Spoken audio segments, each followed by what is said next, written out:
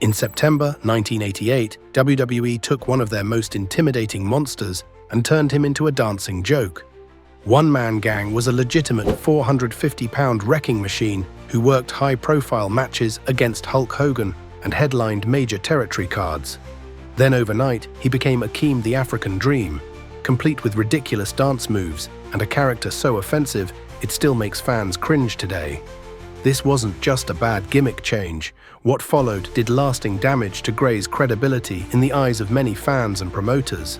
But the story of how George Gray went from unstoppable force to laughingstock reveals something darker about wrestling's treatment of its biggest stars. To understand how it all went wrong, we have to go back to where it all began. George Gray was born in Chicago in February 1960, but his family moved to Spartanburg, South Carolina when he was just 5 years old. His parents thought they were giving their son a better life in the South. They had no idea they were setting the stage for something extraordinary. By his late teens, Gray had developed into an imposing physical specimen, standing 6 feet 9 inches and weighing over 450 pounds. This wasn't just another big kid who happened to be tall. Gray possessed a combination of legitimate size and unexpected mobility that made wrestling trainers take notice. Most men his size were slow and awkward, but Gray moved with a grace that shocked everyone who saw him. He could run faster than boys half his size and had the kind of natural athleticism that coaches dream about finding. Word about the giant teenager started spreading through the wrestling community in the late 1970s. Promoters and trainers heard stories about this massive kid who could actually move, and they knew they had to see him for themselves. Wrestling was built on attractions that fans couldn't see anywhere else. Authentic big men were rare commodities that could make promoters rich if they knew how to use them properly. Gray started training at just 17 years old under Chief Jay Eagle and Darren Rattlesnake Westbrooks in the Carolinas. He made his wrestling debut on the independent circuit, stepping into rings across the Southeast under names like Crusher Gray and Crusher Broomfield.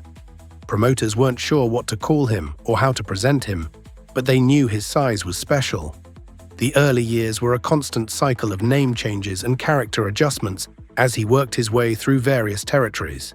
He moved from the Carolina Independents to ICW, then through NWA territories, Mid-South, Florida, and even All Japan Pro Wrestling. Promoters would book him for a few shows, see how crowds reacted, then try something different. They called him different versions of his real name, gave him monster gimmicks, and even tried making him a good guy.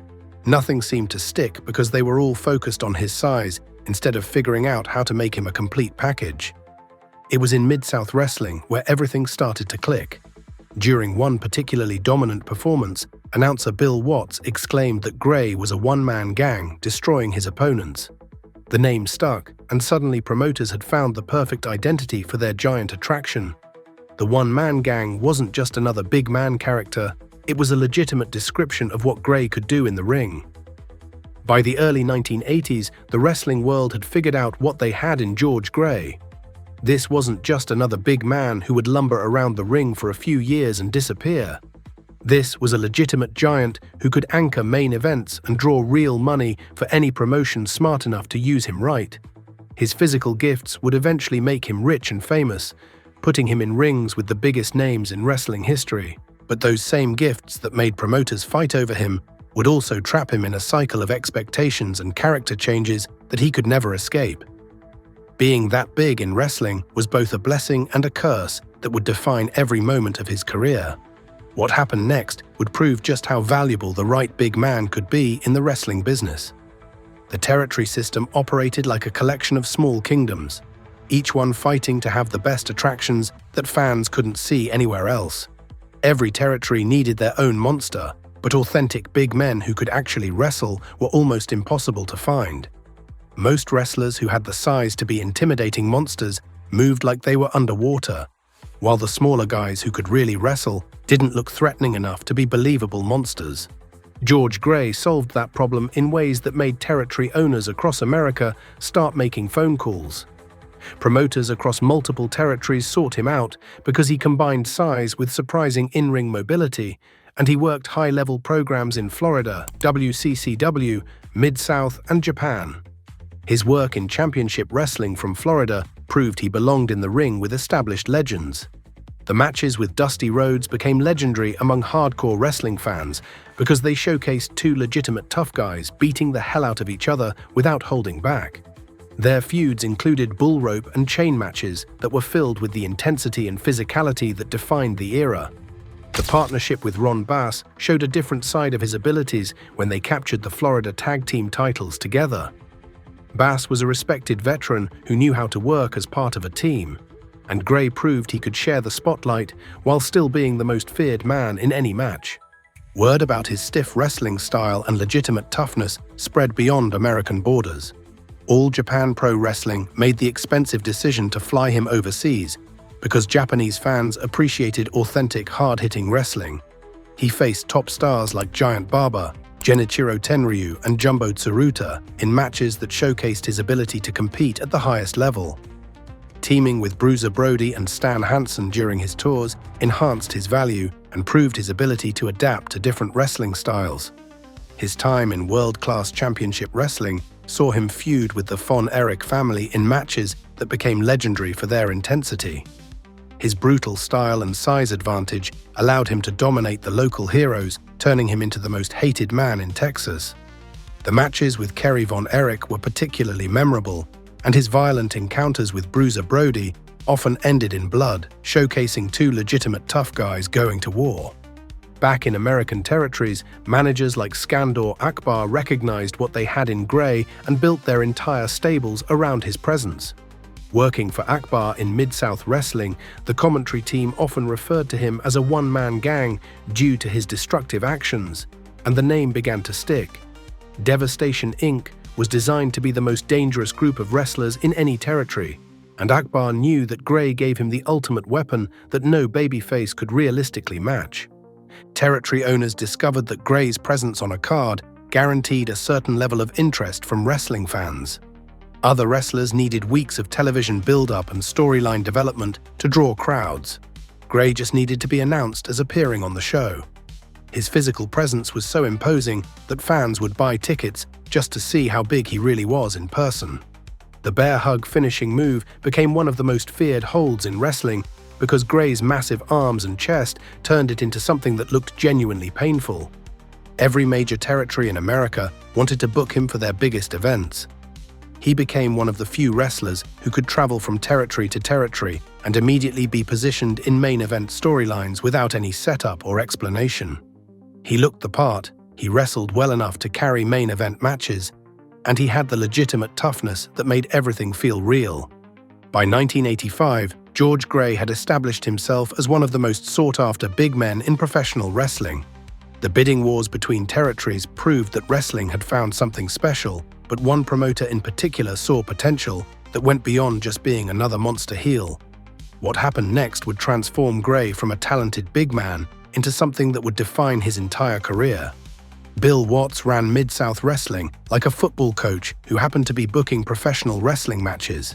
He believed in legitimate toughness over theatrical nonsense and wanted wrestlers who could convince fans they were watching real athletes compete. Watts had been watching George Gray work in various territories and knew he had found something special, but there was still a problem that needed solving. Gray had everything a promoter could want in terms of physical presence and wrestling ability. He was massive, he could move, and he hit hard enough to make opponents respect him. But something was missing from the complete package. Gray looked intimidating when he walked to the ring, but he didn't have the kind of memorable character that made fans remember him weeks after they saw him wrestle. Wrestling in the 1980s required more than just athletic ability to reach the top level. Fans needed characters they could connect with emotionally, whether they loved them or hated them. The most successful wrestlers had personas that told audiences exactly who they were supposed to be before they even started wrestling. Gray needed that kind of character definition to maximize his natural gifts. Everything changed when Bill Watts and the Mid-South Wrestling team developed the one-man gang persona. The name itself came directly from Watts, who watched Gray interfere in matches and assault fan favorites, then exclaimed on commentary, "He's a one-man gang." The moniker stuck immediately and became the foundation for a complete character transformation. This wasn't just another generic monster character with a scary name. They created a complete identity that explained why this massive man was so dangerous and why fans should be afraid of him. The Prison Stripes outfit became the visual foundation of everything one-man gang represented. The black and white horizontal stripes weren't chosen because they looked cool or different from other wrestling gear. They sent a specific message to every fan who saw them. This man had been locked up behind bars with the most dangerous criminals in America, and somehow he had gotten out. Later, manager Playboy Gary Hart would add the mohawk, denim jacket, and logging chain during Gang's WCCW run, further enhancing the character's menacing street credibility. Fans looked at those prison stripes and immediately understood that normal rules didn't apply to this wrestler. Regular wrestlers had to follow the referee's instructions and respect the boundaries of sportsmanship. One-Man Gang's outfit told audiences that he had no respect for authority figures and no interest in playing by anyone else's rules. He looked like he belonged in a maximum security prison, not a wrestling ring. The Ghetto Blaster boombox entrance prop elevated the character from visually interesting to genuinely menacing. Gang would walk to the ring carrying this massive radio on his shoulder, playing music that created an atmosphere of urban danger that many wrestling fans had never experienced in person. The combination of the prison outfit and street-level music presentation made suburban audiences genuinely uncomfortable. Wrestling crowds in the early 1980s were predominantly white and middle class. People who lived safe lives in neighborhoods where the biggest danger was someone not mowing their lawn properly. One-Man Gang's presentation tapped into their deepest fears about urban crime and violence. He represented everything they were afraid of encountering in real life. Packaged as a wrestling character, they had to watch destroy their heroes. The bear hug and power slam were presented as his devastating finishers, made brutal and believable because of his mass and technique. The bear hug gained new meaning when applied by someone wearing prison stripes. Other wrestlers used submission holds that looked like wrestling techniques. When One-Man Gang applied the bear hug, it looked like a violent assault that belonged in a prison yard fight rather than a sporting competition. His power slam became equally devastating because of how Gang delivered it, looking like he was literally throwing people to the ground with violent intent. Wrestling fans started reacting to One-Man Gang matches differently than they responded to other heel wrestlers. They booed other villains because they were supposed to cheer for the good guys. They genuinely seemed afraid of what Gang might do to their favorite wrestlers. The character work was so effective that audiences forgot they were watching predetermined entertainment. The One-Man Gang persona transformed George Gray from another big man attraction into a headlining monster who could anchor television shows and major arena events. Promoters across America started calling Mid-South Wrestling to inquire about booking dates because they knew Gang could instantly elevate any card he appeared on. His success in Mid-South had proven the character worked, but the real test would come when he faced the most beloved wrestling family in America. World-class championship wrestling in Dallas became Gang's proving ground against wrestling royalty. The Von Erichs were local heroes who represented everything good about professional wrestling in Texas, and Kerry Von Erich was treated like a combination of a movie star and a professional athlete. In Texas, Gang wasn't just a heel, he was the kind of threat that made the Von Erichs' hometown fans worry. Gang's arrival in WCCW created a problem that nobody in Texas had ever faced before. The Von Erichs were used to fighting heels who relied on cheating and outside interference to gain advantages over the hometown heroes. Gang didn't need to cheat because his massive size and legitimate toughness made him a natural threat to everything the Von Erich family represented. For the first time, Texas wrestling fans were watching their heroes face someone who might actually be able to destroy them. The feuds between Gang and Kerry Von Erich became the foundation of WCCW programming because they represented a perfect clash of styles and personalities. Kerry was everything Texas fans loved about their wrestling heroes.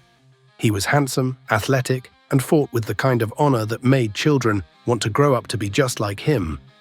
Gang represented the opposite of those values, a massive criminal who used his size to hurt people and showed no respect for the rules that governed civilized society. Their matches became legendary among Texas wrestling fans because Gang used his weight advantage in ways that made audiences genuinely worried about Kerry's safety. Most heel wrestlers relied on dramatic selling and obvious cooperation to make their offense look threatening. Gang's attacks looked like real violence because his size made everything he did appear genuinely dangerous. When he pressed his full weight against Kerry during bear hugs, fans could see the smaller man's face turning red from lack of oxygen. The hair versus hair match between Gang and Kerry Von Erich on May 5, 1985, at the Second Von Erich Memorial Parade of Champions, became one of the most memorable matches in WCCW history. Gang lost the match and was forced to have his head shaved, leading him to adopt the mohawk that would become part of his signature look. The stakes were personal and the crowd was electric, because fans knew they were watching something that would change both men forever. The matches with Bruiser Brody elevated Gang's reputation beyond just being another monster heel.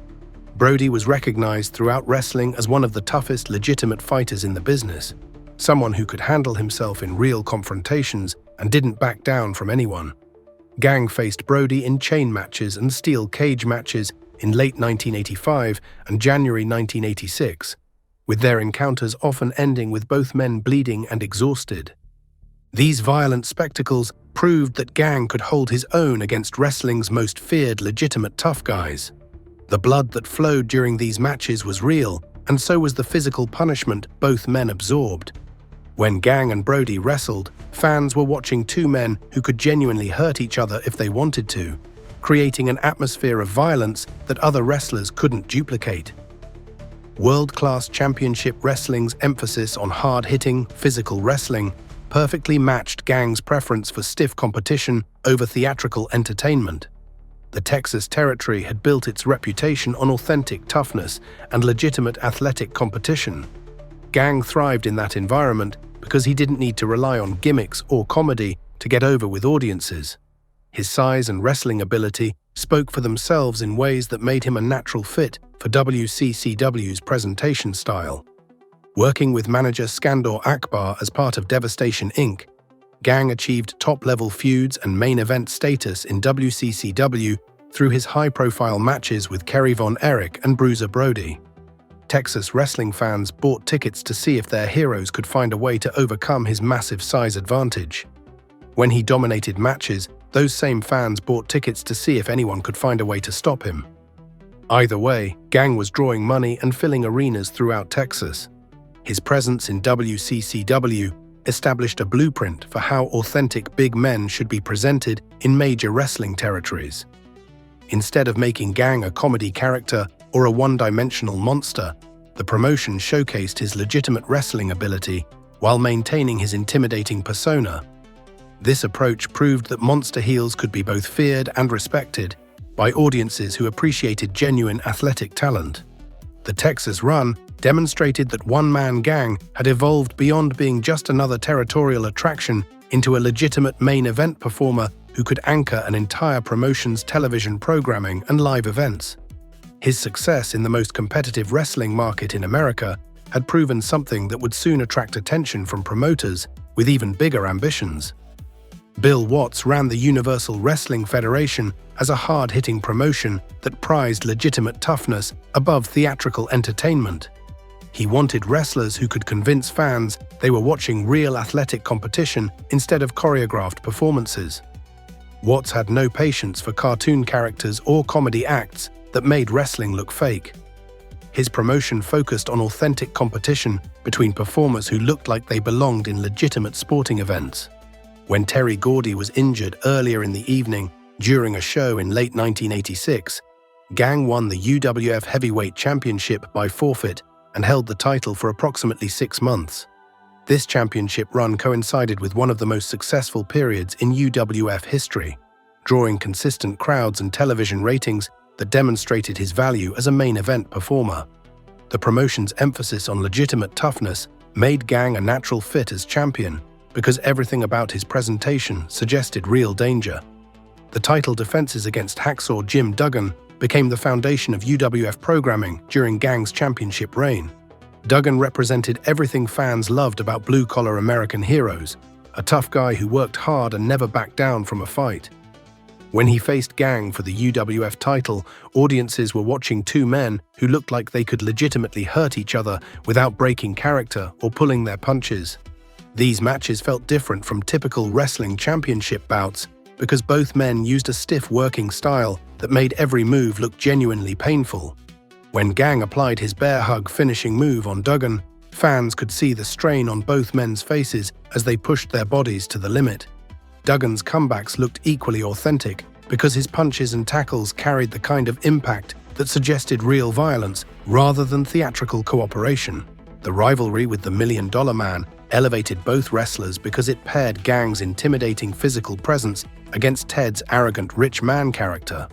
The $1 Million Man was positioned as someone who thought his money could solve any problem. But Gang's massive size created a threat that couldn't be bought or negotiated with. Fans invested in the storyline because they believed Gang could genuinely inflict serious physical harm on the $1 Million Man, regardless of how much money Ted threw around. Their matches showcased Gang's ability to work with smaller, more technical wrestlers without losing his monster appeal. Ted's wrestling skills forced Gang to adapt his power-based offense in ways that demonstrated his ring intelligence and versatility.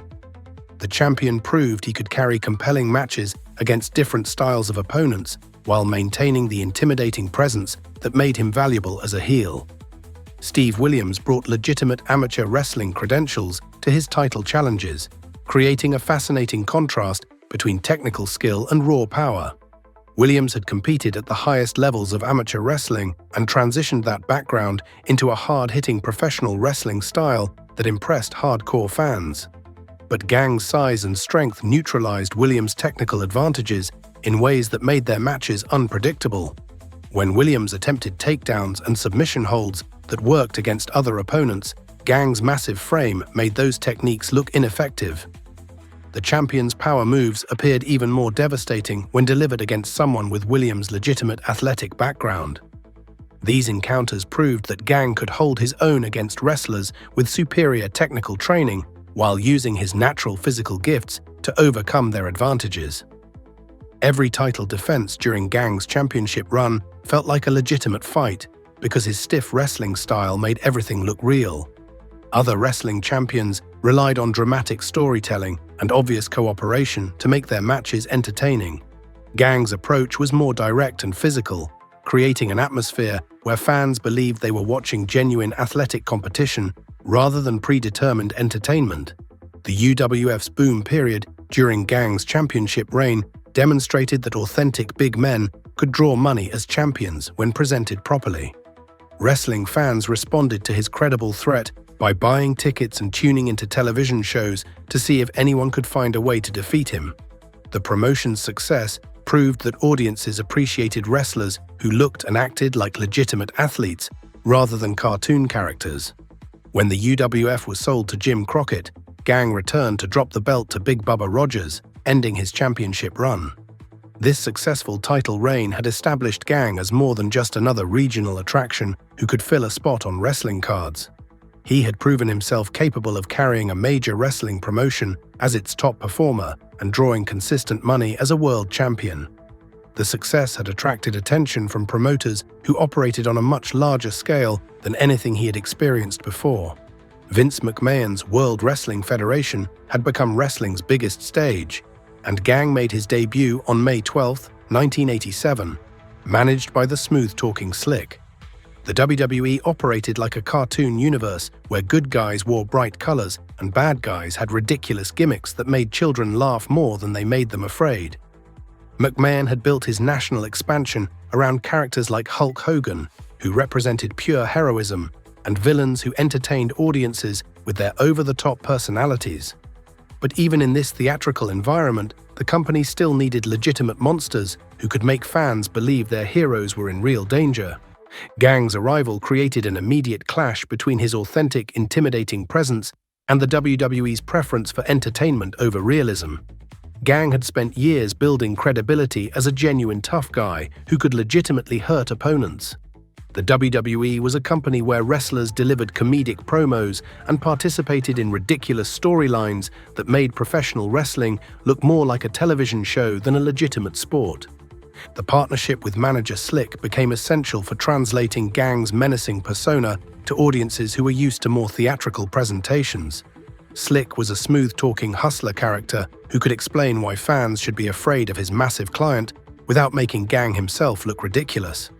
The manager handled the microphone work, while Gang stood behind him, looking like he wanted to destroy everyone in the building. Gang's early WWE matches followed a specific formula designed to establish him as an unstoppable force. The company fed him a steady diet of enhancement talent, unknown wrestlers whose job was to make established stars look dominant. These squash matches became appointment viewing for wrestling fans who wanted to see exactly how much damage Gang could inflict on opponents who had no chance of fighting back. The destruction was swift and brutal. Gang would enter the ring, overpower his opponent within minutes, and leave them lying unconscious while crowds watched in stunned silence. These weren't competitive wrestling matches. They were demonstrations of what happened when normal-sized human beings tried to fight a 450-pound monster. The enhancement talent sold Gang's offense like they were being attacked by a wild animal. His high-profile encounters with Hulk Hogan elevated Gang's status because the champion had to work harder than usual to overcome such a massive opponent. Hogan had built his career on making dramatic comebacks against villains who relied on cheating to gain advantages. Gang didn't need to cheat because his size made him a legitimate threat that couldn't be dismissed with typical superhero heroics. Gang received a flat fee of $5,000 for each match against Hogan, regardless of venue attendance, proving the company valued his presence in these high-profile encounters. Hogan was courteous and generous in the ring, often asking if the planned finish was acceptable before they went out to perform. Even wrestling's biggest star recognized that Gang's cooperation was essential for making their matches work properly. WrestleMania 4 showcased Gang among the elite performers in the company's most important annual event. His participation in the World Title Tournament demonstrated that WWE management considered him a top-tier villain worthy of competing for their most prestigious championship. Gang defeated Bam Bam Bigelow by countout in the opening round before receiving a bye and eventually being disqualified in the semi-finals against Randy Savage. The incident with the referee after using his gourdbuster finishing move showed that Gang's character had no respect for authority figures. He attacked the official after the bell had already rung, earning a kayfabe fine of $10,000 for his actions. This calculated aggression reinforced his image as someone who operated outside the normal rules that governed wrestling matches. His appearances at major events proved Gang could work effectively in different match types while still being the most feared participant. His role on Andre the Giant's team against Hulk Hogan's contingent at the inaugural Survivor Series positioned him alongside wrestling's most established villains. He also participated in the first Royal Rumble, where he was one of the last two men remaining before Jim Duggan eliminated him. Gang had successfully made the transition from territorial monster to national television star without losing the intimidating presence that made him valuable. The WWE's massive television exposure gave him a platform to showcase his abilities to audiences across America, who had never seen him work in smaller wrestling territories. He became one of the company's most reliable villains, who could be counted on to make babyface wrestlers look heroic. But the success that seemed to prove authentic monsters could thrive in any environment was about to be tested by creative decisions that would change everything.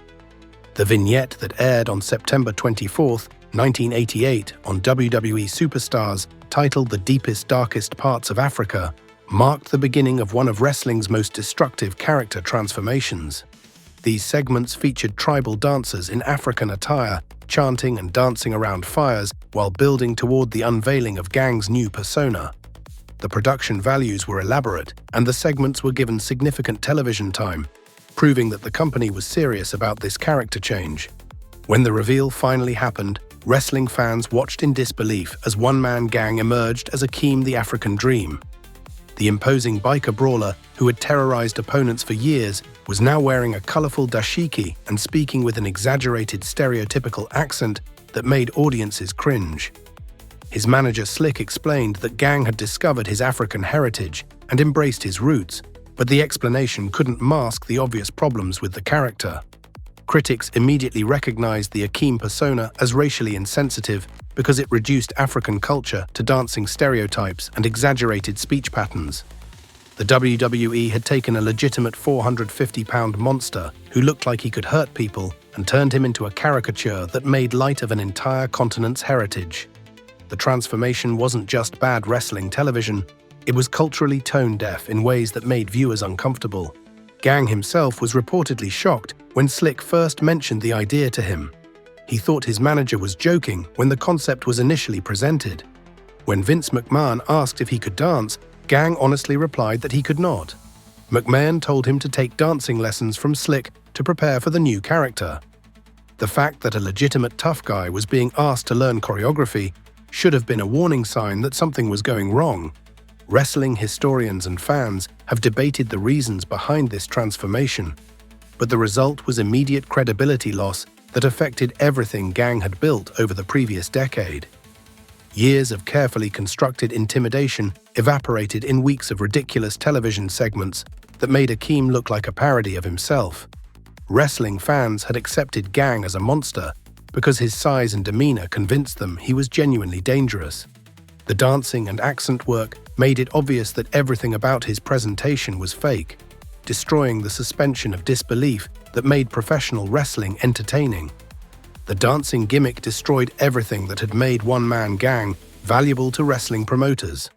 Fans had invested years believing he was a dangerous criminal who could legitimately hurt opponents.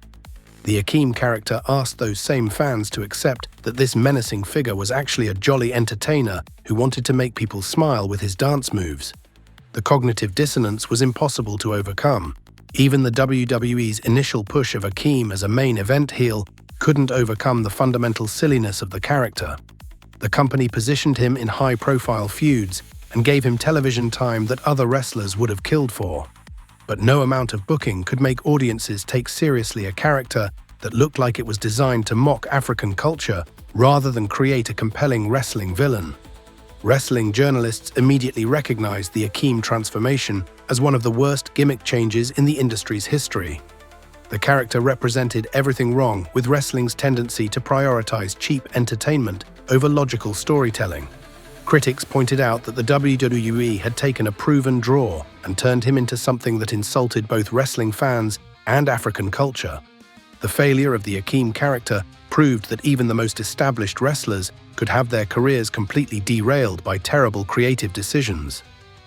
Gang had spent over a decade building his reputation as a legitimate tough guy who belonged in main event storylines.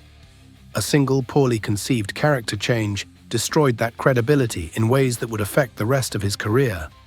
The transformation from one-man Gang to Akeem became a cautionary tale about the dangers of fixing something that wasn't broken. Wrestling promoters learned that authentic monster characters were rare and valuable commodities that shouldn't be abandoned for gimmicks that prioritized comedy over credibility.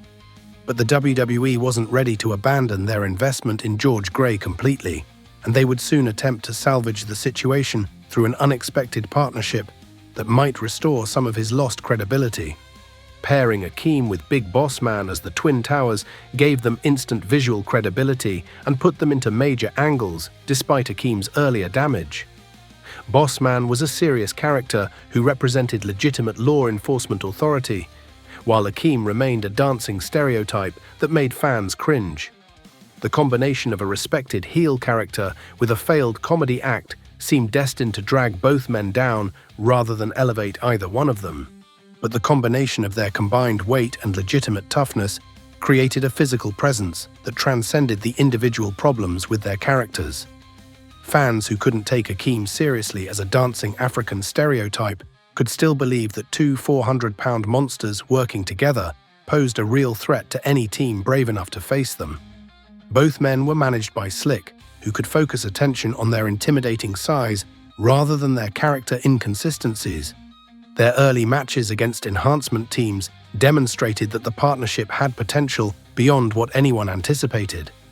When Bossman and Akeem destroyed smaller opponents together, the focus shifted from character work to pure physical domination. Fans stopped thinking about dancing and started worrying about what would happen to wrestlers who had to climb into the ring with nearly 900 pounds of combined muscle and fat. The matches with Demolition on house shows proved they could work as a cohesive unit despite the obvious character conflicts. They feuded heavily with WWE World Tag Team Champions Demolition at house shows after WrestleMania, initially gaining wins by countout, later losing by pinfall after Bossman would accidentally strike Akeem with his nightstick. These encounters demonstrated they belonged in main event tag team competition, regardless of their individual gimmick problems. Their involvement in the Mega Powers storyline gave them the kind of high-profile television exposure that most tag teams never received. The feud between Hulk Hogan and Randy Savage was the biggest story in wrestling during 1988 and 1989. Having the Twin Towers play a significant role in that angle meant they were working with wrestling's biggest stars during the most important period in WWE history. The handcuffing incident at Survivor Series 1988 became one of the most memorable moments of their partnership. When Bossman and Akeem handcuffed Hogan to the ring post while Savage was being beaten down, they created genuine tension that made fans forget about character inconsistencies. The visual of two massive men restraining wrestling's biggest hero while his partner was being destroyed looked like real violence rather than sports entertainment. WrestleMania 5 positioned them as legitimate main event performers, even though they were working in the undercard. Their match against the Rockers showcased their ability to work with smaller, more athletic opponents while maintaining their monster appeal. Akeem secured the victory by pinning Shawn Michaels with a diving Air Africa finisher after a powerbomb from Big Boss Man, proving he could still deliver when the spotlight was brightest. SummerSlam 1989 kept them involved in major storylines by pairing them with Andre the Giant against Jim Duggan and Demolition. Working alongside Andre elevated their status because fans recognized the Giant as wrestling's most legendary monster. The association suggested that Bossman and Akeem belonged in the same category as wrestling's most established big man attractions. Though they were defeated in that match, every Twin Towers match felt important because their combined physical presence made audiences believe they could legitimately hurt their opponents. Other tag teams relied on quick moves and high-flying action to entertain crowds. The Twin Towers used their size and strength to create an atmosphere of potential violence that made fans genuinely concerned for the safety of smaller wrestlers who faced them. The partnership helped rehabilitate Akeem's credibility by associating him with Bossman's more serious character. Fans who couldn't respect a dancing stereotype could still fear what happened when that same man was working alongside a legitimate tough guy who carried a nightstick. The team dynamic allowed Akeem to benefit from Bossman's established reputation while contributing his own impressive size and athletic ability. Despite their strong booking and prominent role in major storylines, the Twin Towers never won the WWE Tag Team Championship. This lack of championship success, despite their dominance and high-profile feuds, became a notable aspect of their run that would later contribute to questions about their overall legacy. The Twin Towers eventually disbanded in early 1990 when Big Boss Man turned face and defeated Akeem at WrestleMania 6. The breakup marked the end of Akeem's high-profile run in the WWE and left George Gray facing an uncertain future in professional wrestling. Gray left the WWE in October 1990, thinking his wrestling career would continue at the same level he had always known. He was still a massive, intimidating performer who could work solid matches and draw reactions from crowds. But something had fundamentally changed in how the wrestling business viewed him. The Akeem disaster had damaged his credibility in ways that went deeper than just one bad character. Wrestling promoters now saw him as damaged goods rather than the reliable monster attraction he had been for over a decade. His stints in WCW during 1991 and again from 1995 to 1996 proved he could still perform at a professional level. Gray showed up in decent shape and worked competent matches against established stars. But these appearances felt like afterthoughts rather than serious attempts to rebuild his career. WCW treated him like a familiar name from the past rather than someone who could anchor their programming. The spots they gave him were forgettable and did nothing to restore the reputation he had built before the WWE destroyed his credibility. Independent wrestling circuits and ECW provided work, but these venues couldn't offer the national exposure that Gray needed to rebuild his status as a major attraction. He was working smaller venues for much less money than he had commanded during his Territorial and WWE days. The physical demands of wrestling remained the same, but the financial rewards were significantly reduced. Wrestling had moved on without him. The real problem wasn't just creative mishandling or changing business conditions. Something else was keeping George Gray from receiving the recognition his career achievements deserved. His contributions to multiple major wrestling promotions and his role during pivotal moments in wrestling history seemed to count for nothing when Hall of Fame discussions took place. Other wrestlers from his era were getting inducted and celebrated, but Gray's name never came up. Personal struggles compounded his professional decline during this period. Gray suffered a heart attack in 2000, highlighting the physical toll that years of wrestling had taken on his body. Weight-related health issues became more serious as he aged, and the accumulated damage from years of carrying extra bulk while absorbing punishment in wrestling rings started affecting his quality of life. The 2016 Baton Rouge flood destroyed his home and possessions, forcing him to rely on a GoFundMe campaign for basic financial relief. The fundraising effort showed how far Gray had fallen from his days as a main event star, earning substantial money from wrestling appearances. Fans who remembered his dominance in territories and his WWE success contributed small amounts to help him recover from natural disaster. The contrast between his peak earning years and his current financial struggles was stark and depressing. That same year, Gray joined a class action lawsuit against WWE regarding wrestler health and safety issues. The legal action alleged that wrestlers incurred traumatic brain injuries during their tenure and that the company concealed the risks of injury. Gray was one of many former performers who claimed WWE had failed to protect their health while making millions of dollars from their performances. The lawsuit represented an attempt to hold the company accountable for decades of neglecting wrestler welfare. The legal battles over wrestler health and safety were dismissed in September 2018, with an appeal also failing in September 2020. Gray and the other plaintiffs were left without recourse or compensation for their claimed injuries. The court system provided no relief, and WWE faced no consequences for allegedly concealing health risks from their performers. The wrestlers who had built the modern wrestling industry found themselves abandoned by both the companies they had worked for and the legal system they had hoped would provide justice. Many observers and historians argue that wrestlers who sued WWE face obstacles to Hall of Fame inclusion, and Gray's ongoing absence from consideration supports this theory. His omission from the Hall of Fame remains controversial and raises questions about how promotions, lawsuits, and company politics shape legacies. The message seemed unmistakable. Loyalty to the company mattered more than career accomplishments when it came to historical recognition.